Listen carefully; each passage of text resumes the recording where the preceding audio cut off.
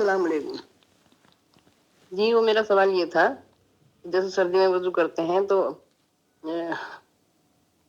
پیر دھونے سے پہلے ہم اپنے ہاتھ منہ پوچھ سکتے ہیں یا نہیں، کیونکہ سردی زیادہ لگتی ہے. یہ سوال تھا میرا. السلام علیکم. وعلیکم السلام ورحمۃ اللہ وبرکاتہ. وضو کے حوالے سے یہ بہت اہم سوال ہے.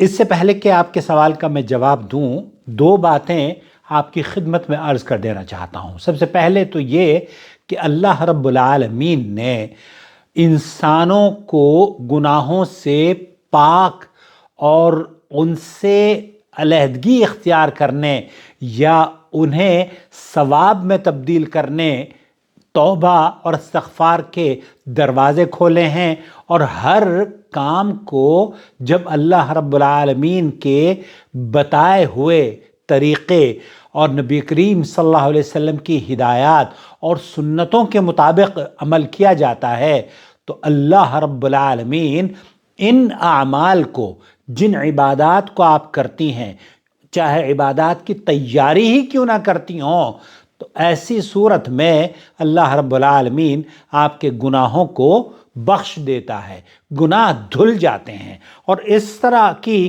کئی احادیث اللہ کے رسول صلی اللہ علیہ وسلم نے جو فضیلت بیان کی ہے وضو کی، من توضأ فاحسن الوضوء، جس نے خوبصورتی کے ساتھ وضو کیا اس کے جسم سے اس کے گناہ نکل جاتے ہیں.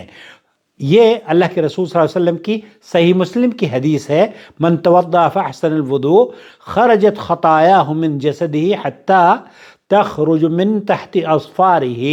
اللہ کے رسول صلی اللہ علیہ وسلم یہ فرماتے ہیں کہ جب کوئی بندہ اس کا خوبصورتی کے ساتھ جو مطلوب عمل ہے اس کو ادا کرتا ہے، یہاں تک کہ اللہ تعالیٰ اس کے گناہ بخشنے شروع کر دیتا ہے، گناہ اس کے دھل جاتے ہیں، یہاں تک کہ اس کے ناخنوں کے نیچے سے بھی خارج ہو جاتے ہیں. تو یہ حدیث بندے کے لیے مغفرت کی خوشبو رکھتی ہے.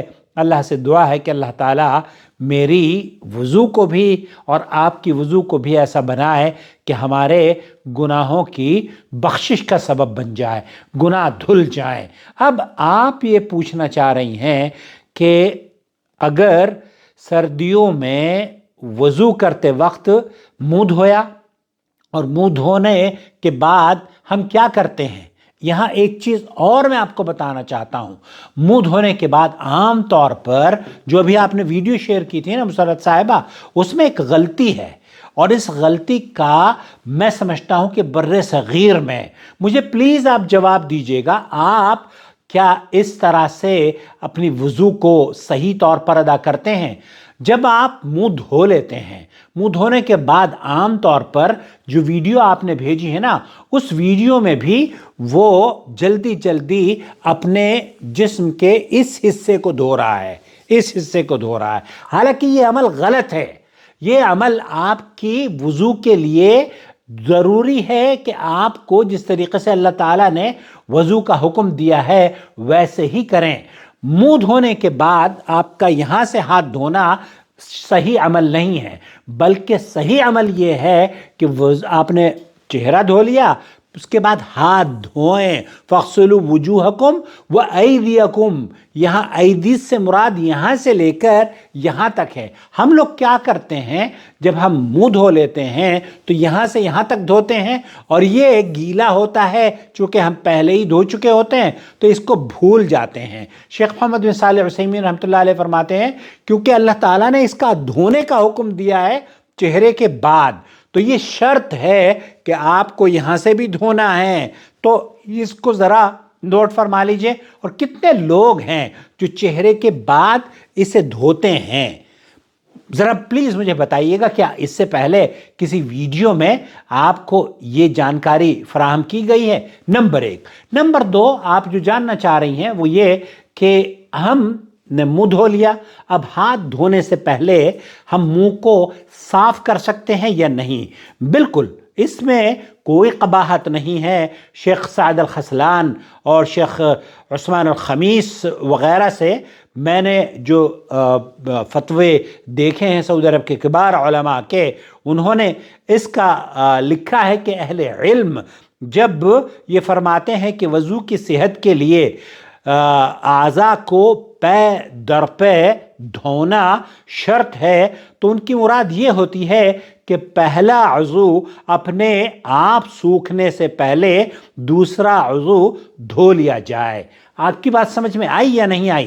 چلیے ایک بار پھر میں آسان زبان میں آپ کی خدمت میں پیش کرتا ہوں۔ ایک آدمی نے منہ دھو لیا، اب وہ جب ہاتھ دھونے جا رہا ہے تو اتنی دیر نہ ہو کہ منہ خود خشک ہو جائے۔ یہ جو خود خشک ہونا ہے یہ کتنی دیر میں ہوتا ہے؟ تقریباً 5-7 منٹ سے تو کم لگتے نہیں ہیں منہ صاف ہونے میں یا منہ خشک ہونے میں۔ کسی چیز کے استعمال سے، تولیہ، ٹیشو پیپر یا رومال کے استعمال سے کوئی فرق نہیں پڑتا۔ آپ کو جو وضو کی شرائط میں سے ہے نا، موالات الوضو، یعنی کہ اعضاء کو پے در پے دھونا، وہ اس کا مطلب یہ ہے کہ اتنی دیر نہ چھوڑا جائے وضو کے اعضاء کو کہ آپ نے منہ تو دھو لیا ہے اور ہاتھ دھونے میں آپ اتنی تاخیر کر رہے ہیں کہ آپ کا چہرے کا جو پانی ہے وہ خشک ہو گیا ہے، تب آپ کو نئے سرے سے وضو کرنا ہوگا۔ البتہ اگر کوئی شخص پہلا عضو دھو کر اتنی دیر بیٹھا رہے کہ وہ خود بخود خشک ہو جائے تو یہ موالات کی منافی امر ہے، پھر تو آپ کو وضو کا اعادہ دوبارہ سے وضو کرنی ہوگی۔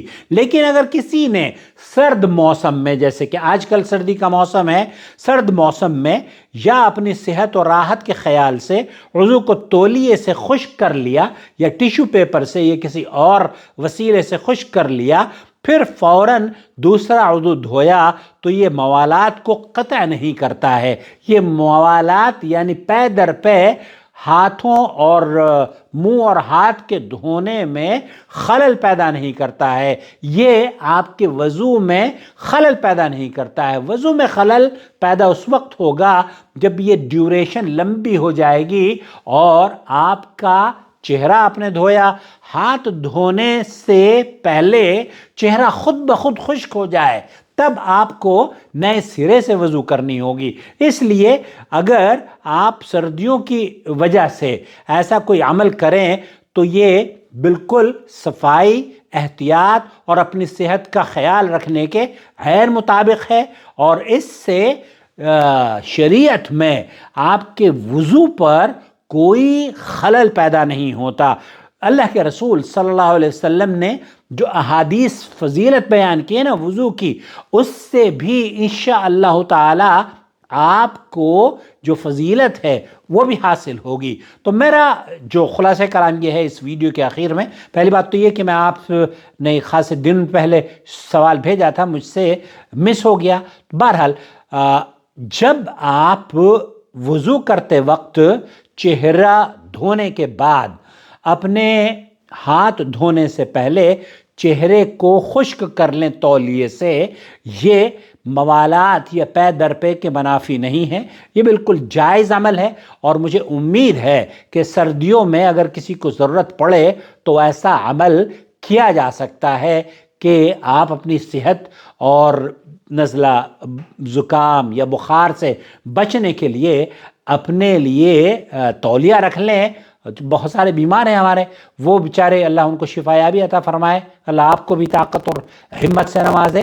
تو اگر آپ وضو کرتے وقت ایک جسم کے حصے کو دھو لیا اور اسے خشک کر لیا اور فوراً ہی اس کے بعد آپ نے دوسرا حصہ اور پھر اس کے بعد پیر دھو لیے تو ایسا بالکل جائز ہے، یہ موالات کے منافی نہیں ہے، یہ پے در پے اعضائے وضو کے دھونے کے منافی امور میں سے نہیں ہے۔ امید ہے وضاحت ہو گئی ہوگی، آپ کا وضو اور نماز باذن اللہ تعالی صحیح ہوگی۔